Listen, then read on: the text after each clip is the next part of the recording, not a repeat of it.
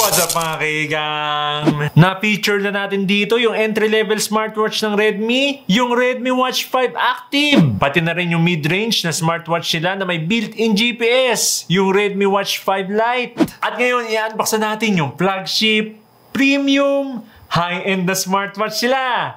Mala Apple Watch yung performance pero 3 times na mas affordable.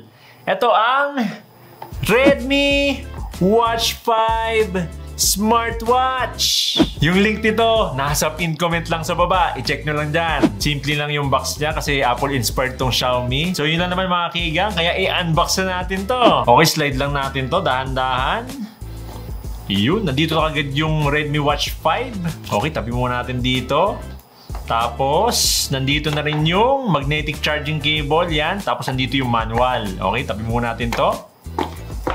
Round yung corners niya, tapos may konting curves yung screen. Aluminum alloy yung frame, pati din yung crown. Parang Apple Watch na mas pinalapad yung screen. Ganda ng form factor nito, kita nyo naman. So mga kaigang, ito na mismo yung Redmi Watch 5. Mas malapad yung screen niya compared dito sa Redmi Watch 5 Lite, you know? Lapad ng screen nitong Redmi Watch 5, oh. Okay, tabi muna natin tong Redmi Watch 5 Lite. Bali glass yung screen nito, tapos alloy yung frame niya. Kaya napaka-premium, tsaka solid ng build nito. Bali dito sa left side, yan, malinis. Dito naman sa right side, makikita natin yung crown. Tapos yan, pagdating naman dito sa likod, makikita natin yung speaker niya, pati yung microphone. Tapos yan, quick release na rin yung strap nito. Press mo lang yan para palitan yung strap. Tapos nandito yung sensors, pati yung charging pin. I-charge mo lang to ng 2 hours. Kaya na ditong tumagal ng 2 weeks. 24 days naman pag naka-standby. Okay, on na natin to. Press lang natin tong crown. Yan.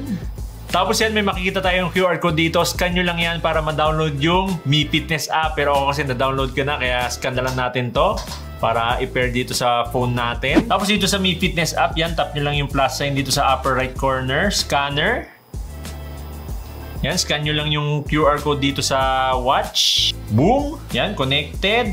Paired. Ganun lang kabilis mga kigang. Yan, no? Paired na kaagad. Tabi muna natin tong phone natin. Check natin yung app niya mamaya. Okay, dito muna tayo sa Redmi Watch 5. Bale, ito na yung home screen niya. Ganda ng display nito. Laki pa ng screen. Kita nyo naman. So, naka 60Hz na to, 1,500 nits, AMOLED display, kaya napaka-vibrant ng screen niya. Tsaka since naka-AMOLED na to, meron na tong AOD or Always On Display. Tapos, may 10 built-in watch faces na to, kaya madami-dami yung options. Customizable din yung mga ibang watch face. Pwede mo baguhin yung color or information na pinapakita. Gaya nito, pwede mo ilagay kung weather, heart rate, blood oxygen, or standing.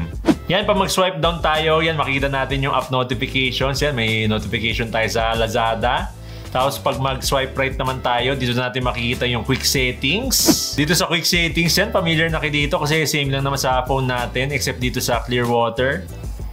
Yan, nagbibip siya ng paulit-ulit para magpagpag ng tubig dito sa speaker tsaka sa microphone. Pag mag-swipe left ka naman, yan, wala siyang response. Sana meron din, no, para mas functional. Tapos yan, pag mag-swipe up ka naman, dito natin makikita yung app widgets, yung calories, steps, distance, heart rate, weather, sleep. Tapos dito sa bottom screen, may makikita kang maliit na icon. Ibig sabihin nun, papunta ka na sa main menu. Bali pa mag-swipe up ulit tayo, yan, mapupunta na tayo dito sa main menu. Pero pwede nyo na i-press yung crown yan. For example, nandito tayo sa home screen. Press nyo lang yung crown. Yan, mapupunta tayo kagad dito sa main menu. Tsaka pag iniikot natin yung crown, wala siyang ticking sound, pero meron siyang haptic. Yan, nagbabibrate. Uy, ang smooth ng interface nyo. Dito nyo naman mga kaigang, oh, para ka nang naka-smartphone nito. Ang smooth, 60Hz. Look at that. Okay ngayon mga kaigang, check natin yung mga apps. Pero bago yon, palitan natin yung layout. Gawin nating list. Yun. So yan, nakalagay dito. Stats, workout, history, running, training state, sleep, heart rate, blood oxygen, stress, breathing exercise, vitality score, contacts, phone, camera, weather, Music. Itong music yung favorite feature ko dito kasi pwede ka dito maglagay ng up to 60 songs. Kasi meron tong built-in storage. Since pwede ka mag-store ng music dito, pwede ka din mag-pair ng earbuds or headphones directly na dito sa watch. Kaya pwede ka mag-music habang nagwo-workout kahit hindi mo dala yung phone mo. Tapos yan, nandito yung flashlight, find phone, alarm, compass. Okay, try nga natin tong compass. Okay, to calibrate, move your watch like this. Okay, calibrate muna natin mga kahigang. Okay, dahan-dahan lang. Pa number 8 daw. Whoop. Whoop. Ayun. Yun, napaka-responsive ng compass niya. Oh. Check ka natin kung accurate yan. Okay, north. Okay, east. West. Nice, nice, nice. Pwede, pwede. Check pa natin yung mga ibang apps dito. So yan, nandito yung calendar, task, stopwatch, recorder. Dito sa recorder, hindi mo siya pwede ma-download sa phone. Kung ano yung na-record mo dito, mag-i-stay lang siya dito sa watch. So sana sa next update, no, baguhin nila yun para pwede na ma-download. So yan, word clock, timer, tsaka settings. Sayang lang din, walang calculator. Laki pa naman ng screen, no? Sana sa next update, lagyan nila. Bago pa lang naman kasi itong Redmi Watch 5. Bali, check na rin natin yung workouts ito kasi meron tong 150 plus workout modes. So, meron siyang outdoor running, walking, freestyle, hiking, outdoor cycling, treadmill, jump rope, pool swimming. Yan, kung bitin pa kayo dyan, more. Tapos yan, magpapakita dito yung mga iba't ibang kategory. Yan, water sports, outdoor activities, training, dance, combat, ball sports. Yan, pinaka-common sa atin dito. Tennis, basketball, golf. Yan, soccer, volleyball, baseball, American football, table tennis, badminton, cricket, bowling. Yan, meron din, billiards. Tapos meron na rin tong built-in GPS, kaya no need dalhin yung phone nyo pag mag-workout kayo. Pag nag-start ka ng workout, makikita mo din dito yung time, distance, pace, heart rate, calories, cadence, at steps mo. Naka 580M, waterproof na rin to, or water resistance up to 164 feet. Kaya no problem kahit malubog o mabasa sa tubig. Ngayon, check naman natin tong Mi Fit app. Available to sa iOS at Android. Sa Mi Fit app, yan, pag tinap natin tong health, makikita natin yung health status dito. Calories, steps, moving, distance, sleep, heart rate, nandito na lahat, yan.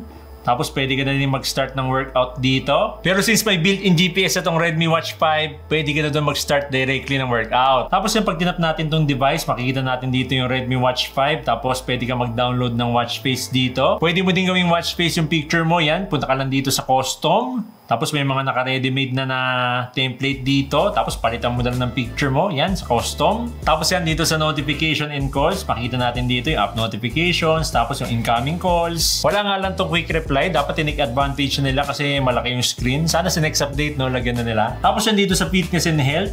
Pwede natin palitan dito yung frequency ng sensors. Yan, continuous monitoring. Okay, every 1 minute, 10 minutes, or 30 minutes lang siya mag-measure. Tapos mag-notify siya pag malakas yung heart rate mo or low heart rate. So, pares lang din sa sleep, blood oxygen, stress, yan. Kayo na bahala dito. Tapos yan dito sa apps. Tapos pag tinap natin yung music, yan, tap nyo lang tong manage music. Bali, up to 60 songs yung pwede natin ilagay dito sa Redmi Watch 5. Okay, back tayo. So, dito sa system, yan, pwede nating customize yung arrangement ng apps, pero directly pwede na dito sa Redmi Watch 5. Tapos yan, app layout. Again, pwede din dito sa watch na to, no? Tapos pwede din tayong gumawa ng custom vibrations dito. Yan, for incoming calls, alarms, notification. Yan, kayo na bahala dito mag-customize, no? Tapos pagdating dito sa profile, yan, pwede din natin i-connect sa mga third-party apps katulad ng Zeplite, Strava, Google Fit, tsaka Sunto. So yun na lahat ng features itong Mi Fit app, mga kaigang. Okay, tabi muna natin itong phone natin. Try na natin isuot tong Redmi Watch 5. Okay, pasok lang natin. Oh ha, lapad na screen, no? Look at that. Nice. Total, suot na rin natin to. Check na rin natin yung heart rate natin. Yan, punta tayo dito sa heart rate. Yan, ganda ng animation, no? Tsaka ang tingkad, ang vibrant. So yun, magbabibrate na siya pag tapos na siya, no? So nakalagay dito, 76 beats per minute. Okay, nice. Okay, check naman natin yung blood oxygen. Okay, start. Yan, measuring din. Ganda ng animation no? So pag tapos na siya, magbabibrate siya. So nakalagay dito, 97%. Okay, try nga natin. Pag di natin suot, check natin kung magme-measure pa. Yan, lapag natin dito sa table. Dapat nakadikit dun sa sensor niya, no? Okay, punta tayo dito sa heart rate. Yan. Heart rate. Okay, nagme-measure siya. Tingnan natin kung may lalabas. Ayun, nag-vibrate. So, nakalagay dito, tighten watch strap and try again. So, hindi siya nag-measure, no? Okay, check naman natin dito sa blood oxygen. Yan, tingnan nga natin. Ayun, ganun din. Tighten watch strap and try again. Well, legit talaga yung sensors nito kasi galing sa well-established na brand. Ngayon, try naman natin tawagan yung phone natin. Yan, kasi meron tong Bluetooth calling, tapos meron tong noise cancellation for calls. Kaya tetestingin natin. Dial natin tong phone natin, no? Yun mga kaigang, nagre-ring na, no? Okay, sagutin natin. Check natin yung mic quality nito. Mic check, mic check. Redmi Watch 5, mic check, mic check. 1, 2, 3, Redmi Watch 5, mic check, mic check.